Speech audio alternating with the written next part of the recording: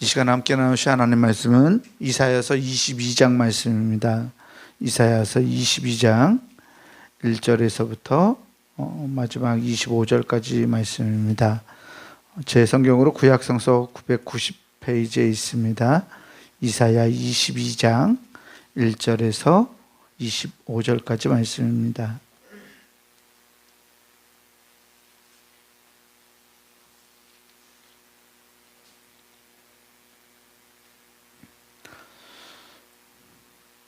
네, 말씀 제가 이제 여러분들한테 나누어서 교독하겠습니다. 환상의 골짜기에 관한 경고라. 내가 지붕에 올라가면 어찌함인고.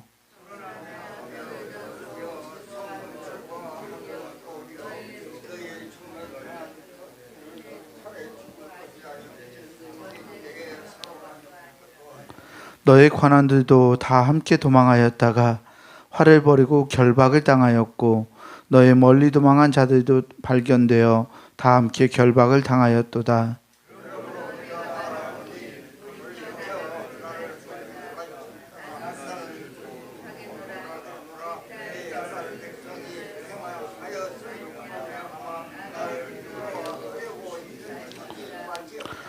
환상의 골짜기에 주 만군의 여호와께로부터 이르는 소란과 발핌과 혼란의 날이여 성벽의 무너뜨림과 산악에 사무쳐 부르짖는 소리로다.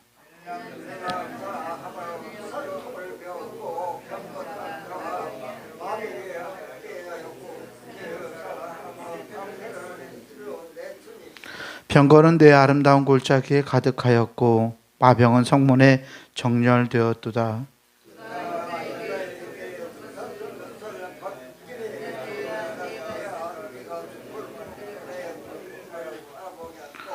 너희가 다윗성에 무너진 곳이 많은 것도 보며 너희가 아랫못에 물도 모으며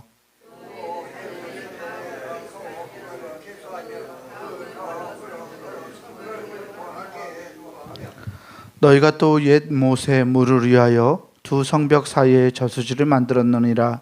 그러나 너희가 이를 행하신 일을 앙망하지 아니하였고 이 일을 옛적부터 경영하신 일을 공경하지 아니하였느니라.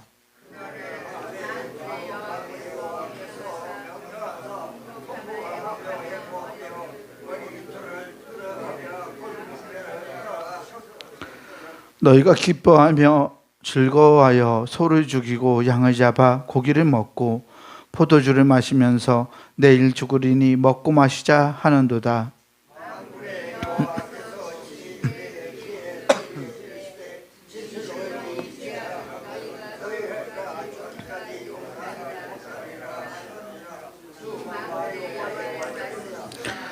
주 만군의 여호와께서 이르시되 너는 가서 그 꼴을 맡고 왕궁 맡은 자 셈나를 보고 이르기를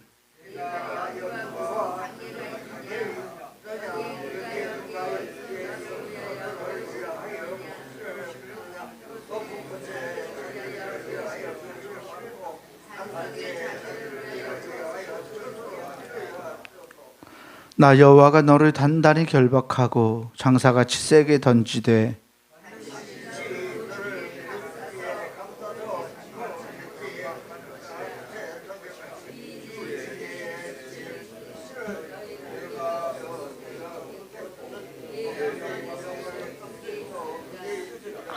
내가 너를 내 관직에서 쫓아내며 내 지위에서 낮추리니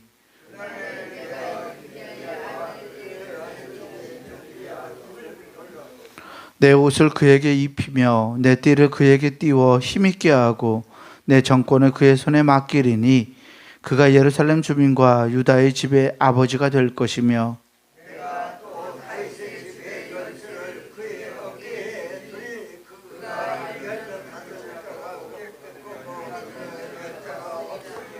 못이 단단한 곳에 박힘같이 그를 견고하게 하리니 그가 그의 아버지 집에 영광의 보좌가 될 것이요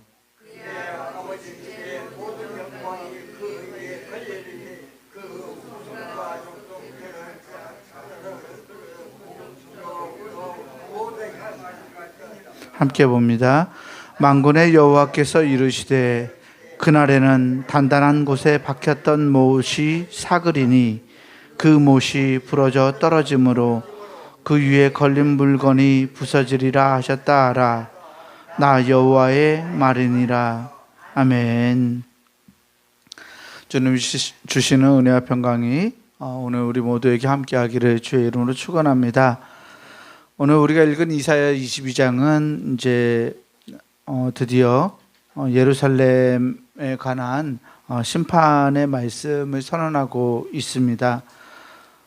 다른 강대국들 또 주변국들에 대한 심판의 메시지에 이어서 이사야 선지자를 통해서 오늘 22장에서는 남한국 유다가 처해 있는 어떤 잘못된 상황, 그리고 그 가운데서 그들을 향해서 하나님의 백성들을 심판하시는 하나님의 모습을 그리고 있어요. 말씀 초반부에 보면 2절에 이런 말씀을 하고 있는데요. 소란하며 떠들던 성, 즐거워하던 고을이여, 너의 죽임을 당한 자들은 칼에 죽은 것도 아니요 전쟁에 사망한 것도 아니라. 아멘. 상황은 이랬어요. 남아국 유다가 이 바벨론에게 포위되어 있는, 예루살렘 성이 포위되어 있는 상황을 예언하고 있는데요. 그 예언에서 사람들이 떠들고 소란했었죠. 적군이 예루살렘 성 산 위에 있는 이 동네를 포위했을 때 사람들은 어떤 일들을 할 수 있었을까요? 그저 앉아서 기다리고 있었을까요?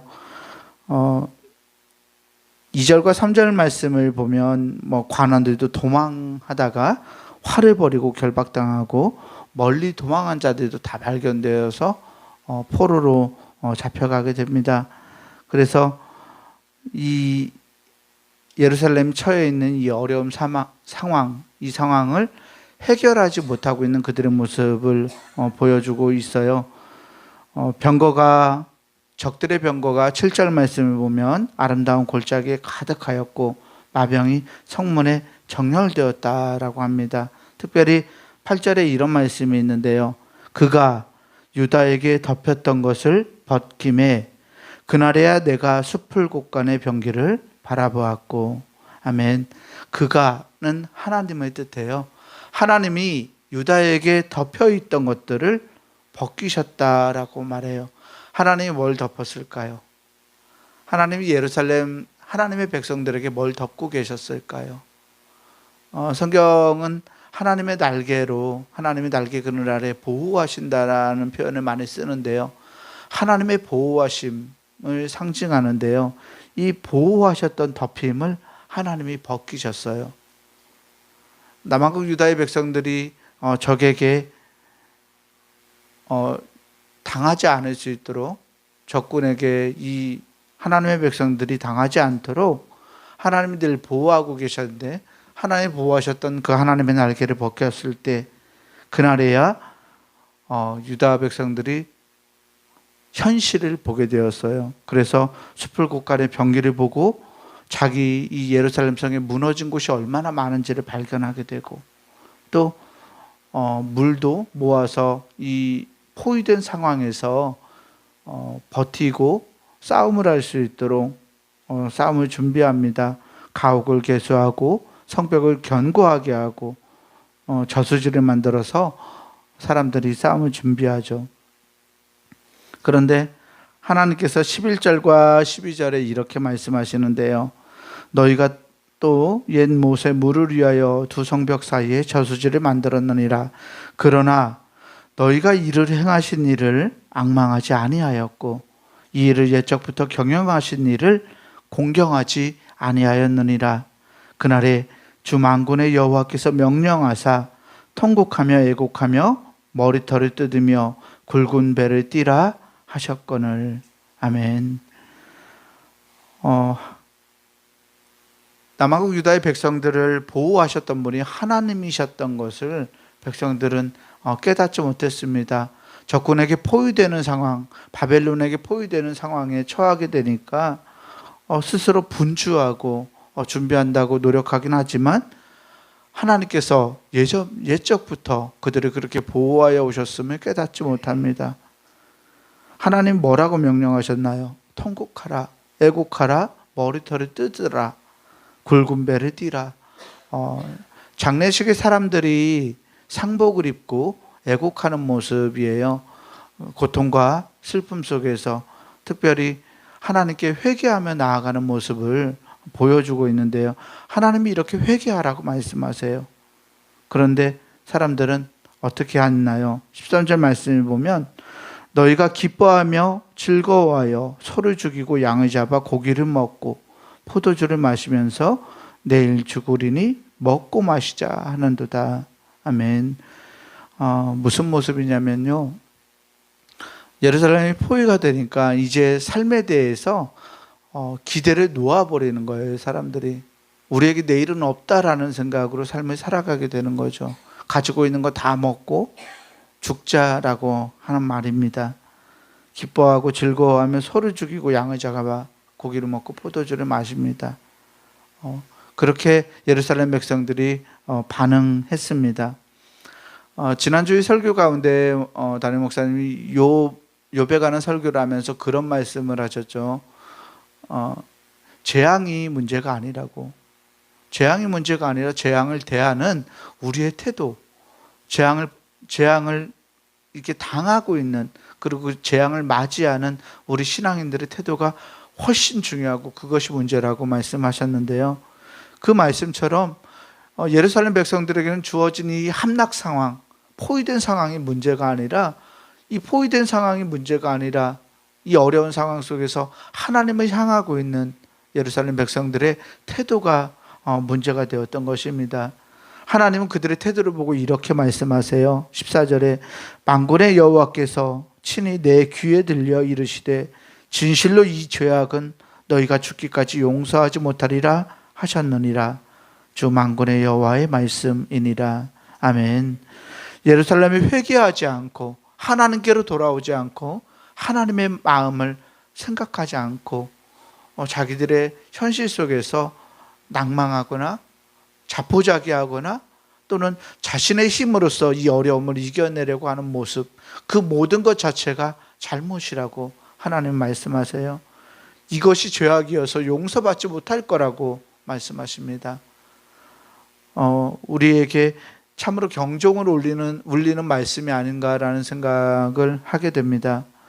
우리에게 주어지는 상황들, 어려움들, 문제들, 이것 때문에 우리가 망하고 무너지는 것이 아니라 그 상황을 맞이하는 우리의 반응, 우리의 응답, 그 상황 가운데서 하나님을 향하는 우리의 자세가 우리의 삶을 결정짓는다는 것을 성경은 우리에게 보여주고 있습니다. 15절에서부터 25절까지는 셈나와 엘리야김이라는 두 사람의 이야기를 다루고 있어요. 셈나는 국고를 맡고 있는 자, 왕궁의 살림을 감당하던 고위 관리였어요.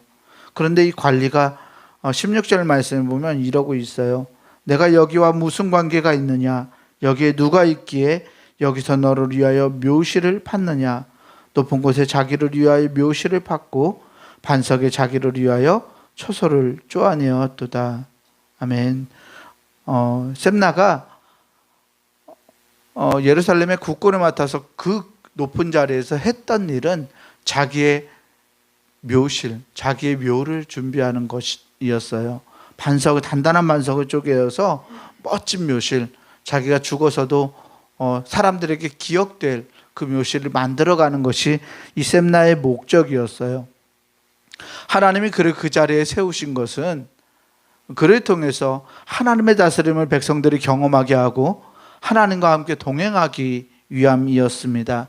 그럼에도 불구하고 셈나는 그 높은 자리에서 자신의 이익만을 생각하며 살아갔습니다. 그래서 하나님이 그를 단단히 결박하고 장사같이 세게 던지시겠다고 말씀하십니다. 그를 광팍한 것에 던지고 그가 준비했던 그 묘실에도 들어가지 못할 거라고, 밖에서 죽임당하게 될 거라고 말씀하세요. 그래서 19절에 내가 너를 내 관직에서 쫓아내며 내 지위에서 낮추리니라고 말씀하고 있습니다. 셈나가 이렇게 물러나고 나서 그 자리를 엘리야김이라는 사람이 차지합니다. 엘리야김은 하나님이 엘리야김에게 또 왕을 통해서 엘리야김에게 셈나가 가졌던 그 모든 권한과 권세를 위임합니다.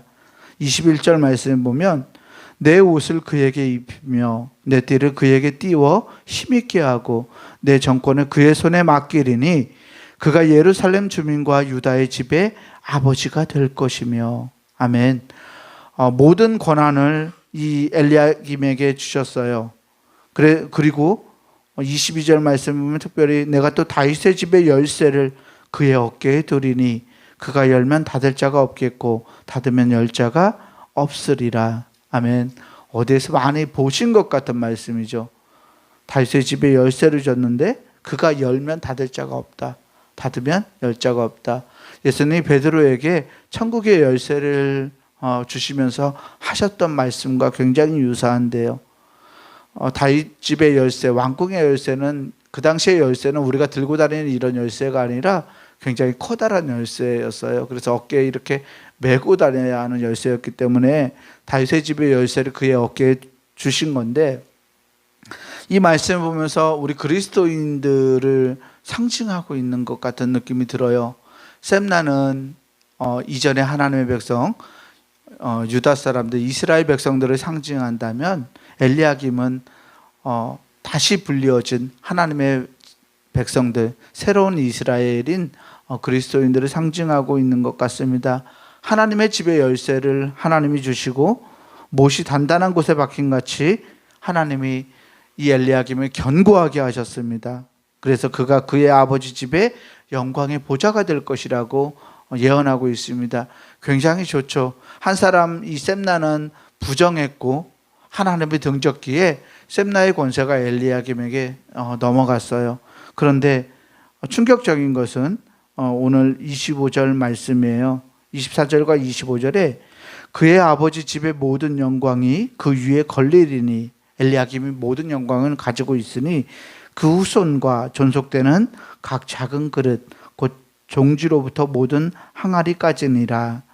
만군의 여호와께서 이르시되 그날에는, 하나님의 날에는 단단한 곳에 박혔던 못이 사그리니 그 못이 부러져 떨어짐으로 그 위에 걸린 물건이 부서지리라 하셨다 하라.